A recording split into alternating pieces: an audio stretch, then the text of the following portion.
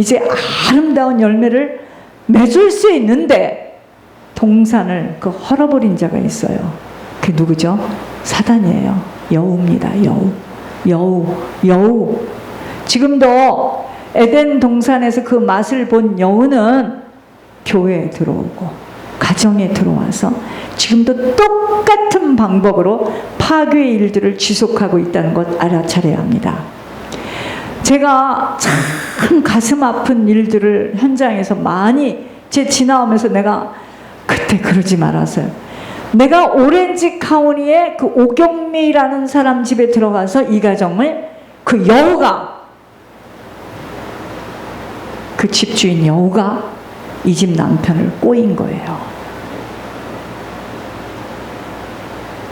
근데 그 여우에게 그걸 딱 받으면요, 주의 종과 자기 부인 말은 안 듣고 그 말을 들어요. 여러분, 우리 인생 속에 만남 속에 얼마나 많이 그런 일이 있는지 몰라요. 이 집을 깨트린 장본인은 그 사람이에요.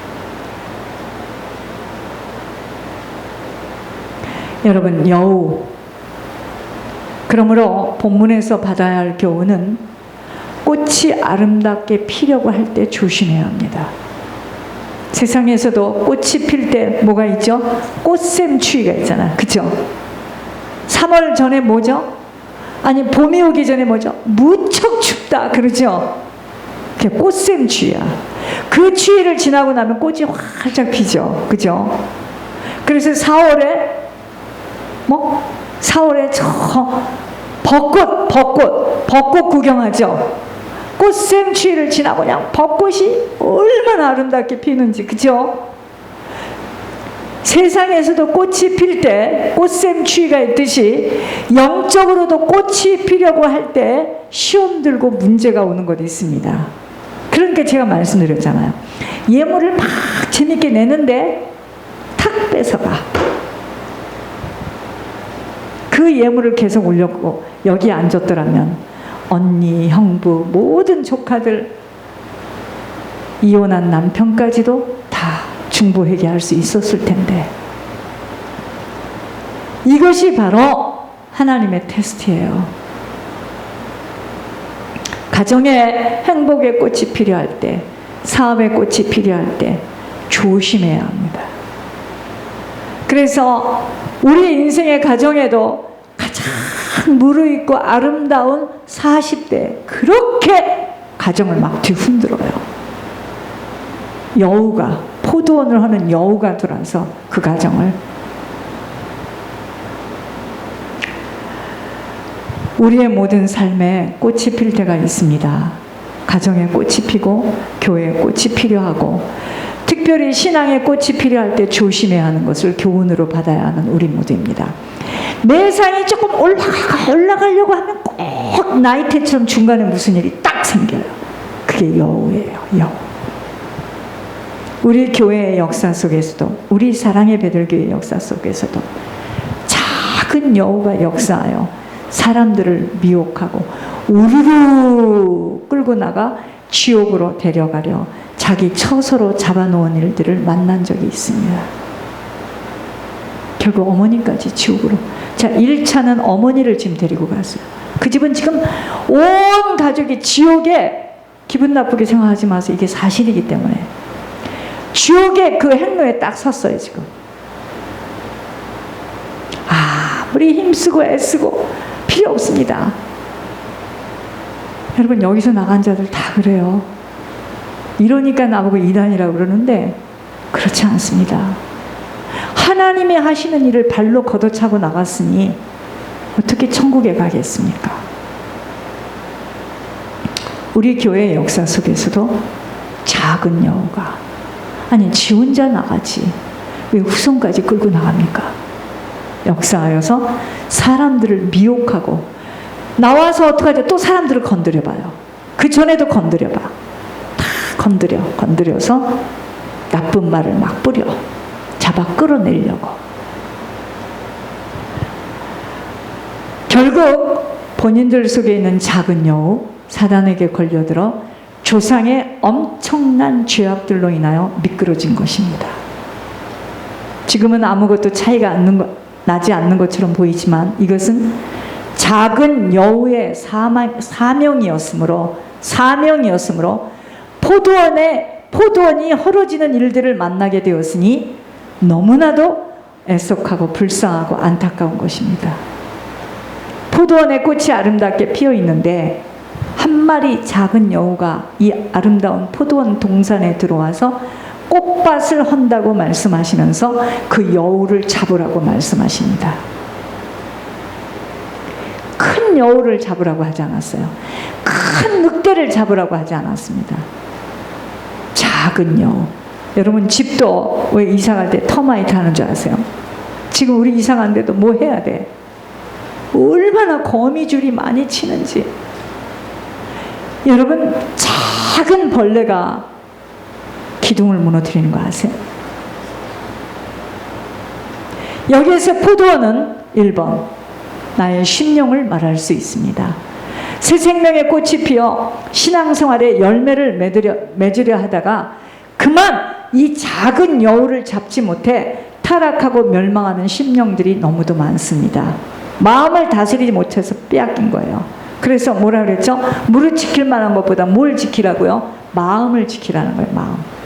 근데 막 소란스럽고 주변에 막 동창도 많고 친구도 많고 막 어릴 때도 많고 이 사람 속에 있는 귀신 저 사람 속에 있는 귀신 저 사람 속에 있는 막 귀신으로 엉겨붙어서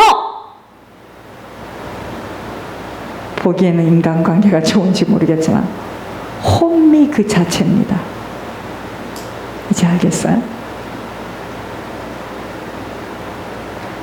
A라는 사람 얘기 들어보면 A라는 사상껏 들어오고 B라는 사람 들어오면 B라는 거 이 짓을 하고 있는 거예요 지금.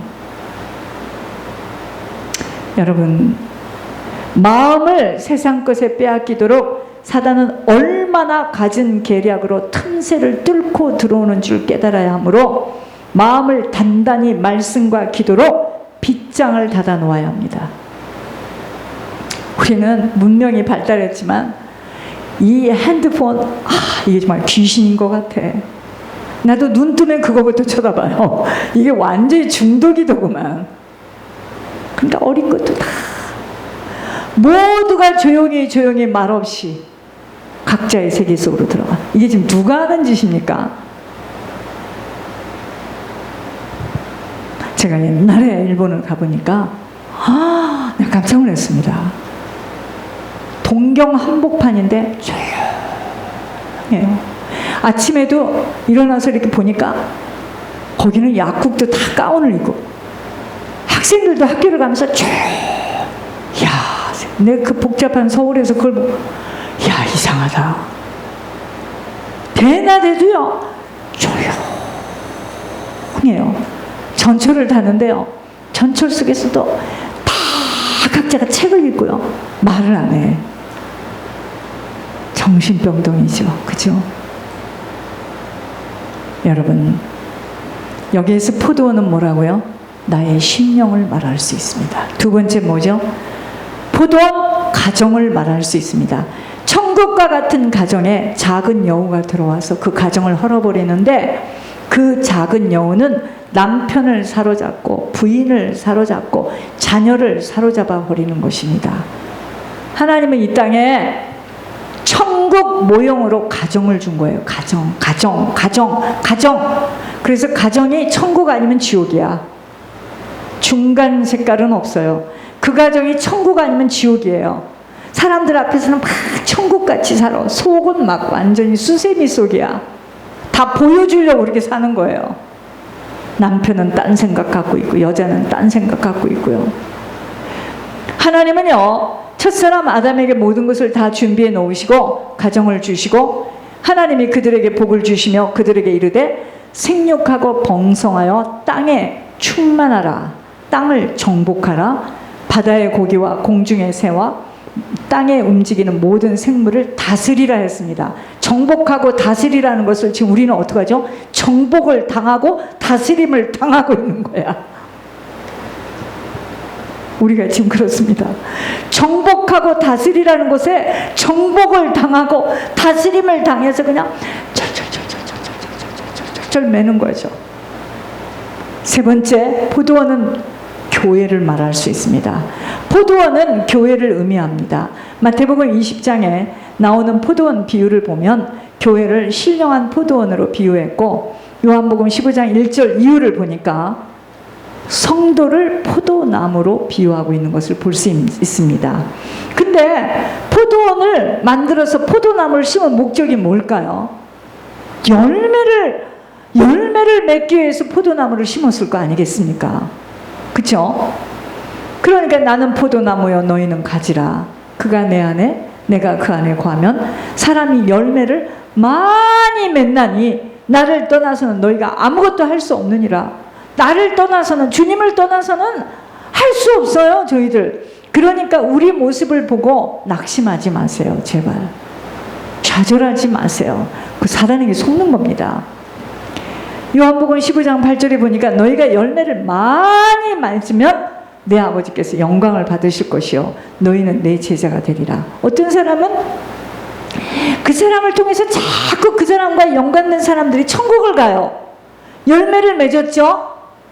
그러니까 하나님이 그 사람을 통해서 계속 영광을 받으시는 거예요. 그게 지금 권 목사님이세요. 포도원을 하는 작은 여우를 잡으라는 것은 교회를 무너뜨리는 여우를 잡으라는 것입니다.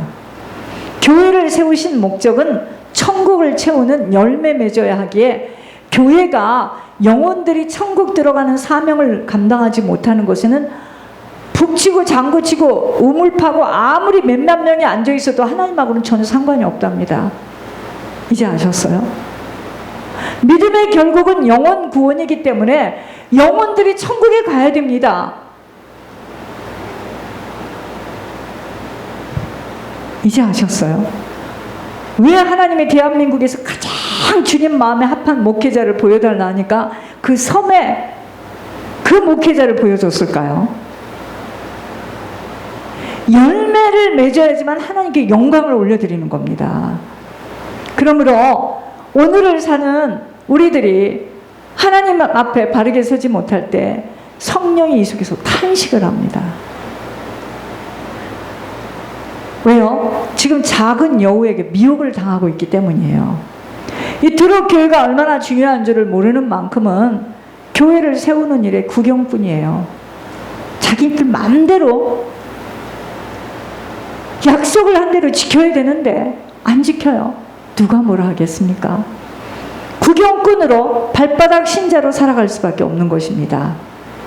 여러분, 그래서 몸된 교회를 위해서 헌신하고 목회자를 위해서 헌신하는 거 제가 중요한 게 아니고 하나님이 하시는 일을 지금 대신해서 임명을 받았기 때문에 목회자를 섬기고 교회를 섬기는 일에 들여진 후손들이 받는 복이 똑같을까요?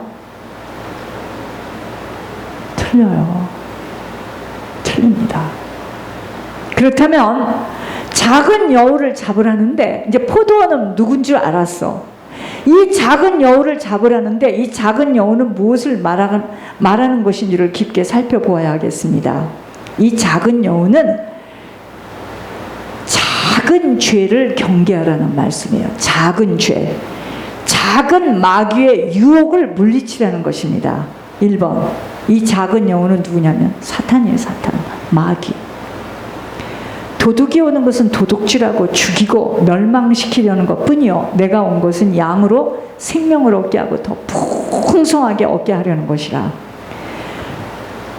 마귀의 유혹에 빠져서 내 영혼과 육신이 망하게 되는 것이 처음에 큰 유혹을 받는 것보다 작은 유혹이 무섭다는 것을 깊이 깨달아야 합니다. 이 정도면 괜찮겠지 하는 안도의 한숨으로는 걸려 들어가고 말게 되기 때문입니다. 아니 어떤 사람이 자꾸 와가지고 가게에 들어서 찡긋찡긋하고 부드럽게 말하면 왜 이러세요 지금?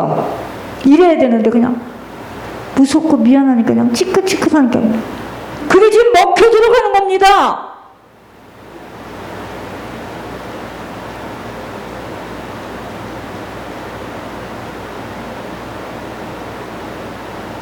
왜 이러세요? 왜 이러세요? 좀 저 밖으로 나가세요. 여러분 이렇게 하면 그 사람이 싫어서 여기 안 올 줄 알죠? 더 와요. 저 사람 진짜구나. 이 정도면 괜찮겠지 하는 안도의 한숨으로는 걸려 들어가고 말게 되기 때문입니다. 처음부터 큰 죄를 짓는 게 아니에요. 처음에는 죄 같지도 않은 죄야.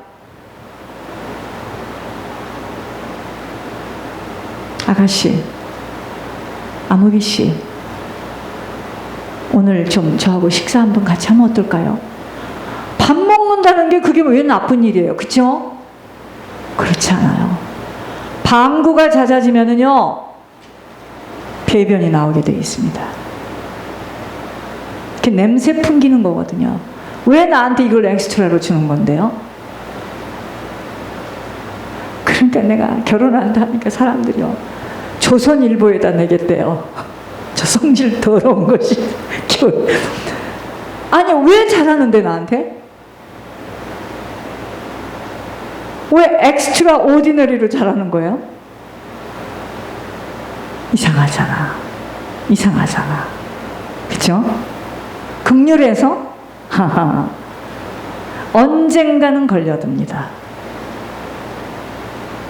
시간 문제지 언젠가는 걸려들어요.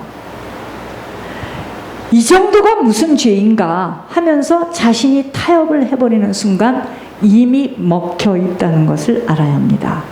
그런데 그 죄가 잉태하면 사망으로 간다는 것을 기억해야 합니다.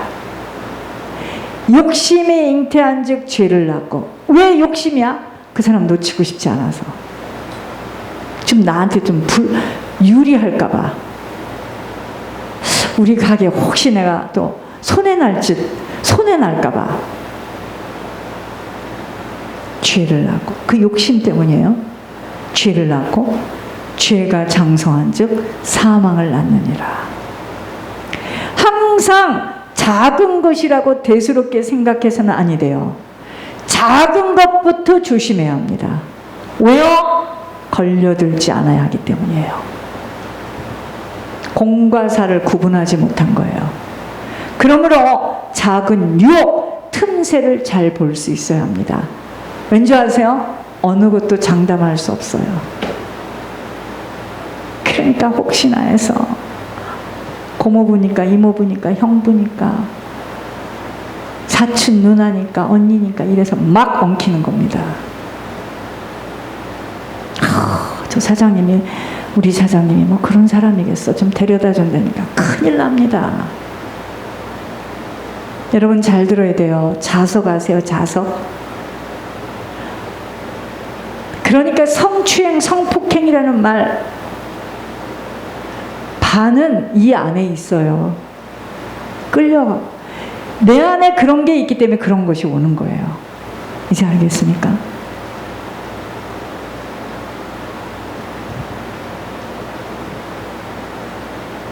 이쁘다고 오고 안 이쁘다고 안 오는 게 아니야.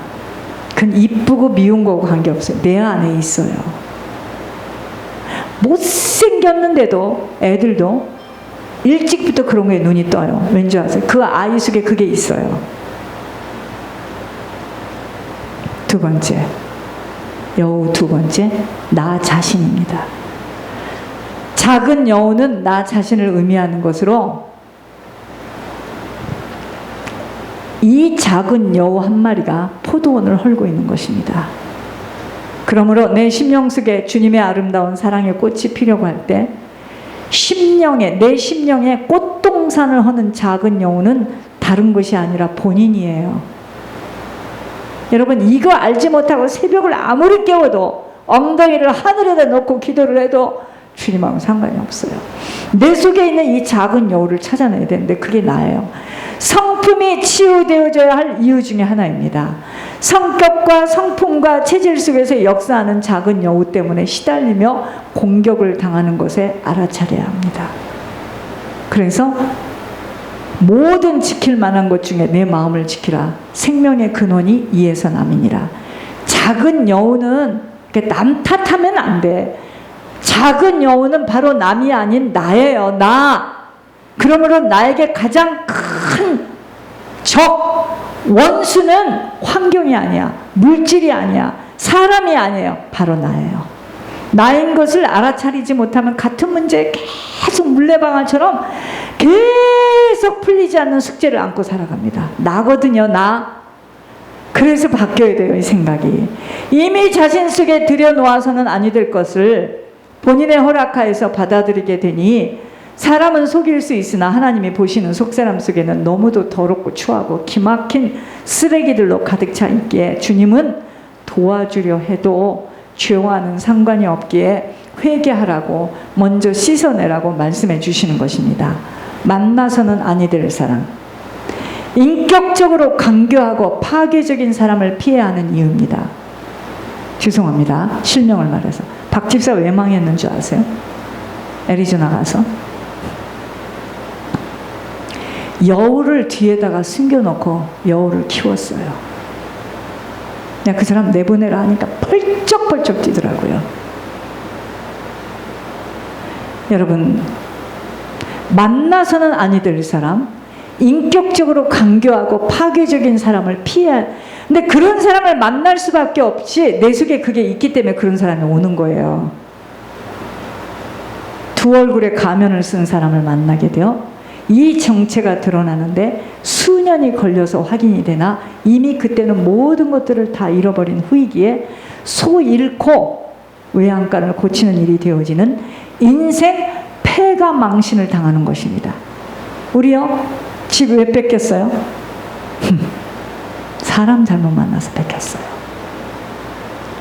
뿌린 것들을 거둬야 하기 때문입니다. 그러므로 나이와 관계없이 사람에게 필요한 것 분별력, 명철함이 없이는 우유부단함으로 자신이 아닌 다른 사람에게 인생을 맡겨버려 땅을 치고 후회를 해본들 이미 인생은 흘러가고 말게 되는 것, 그 책임은 누구에게 있어요? 본인에게 있어요.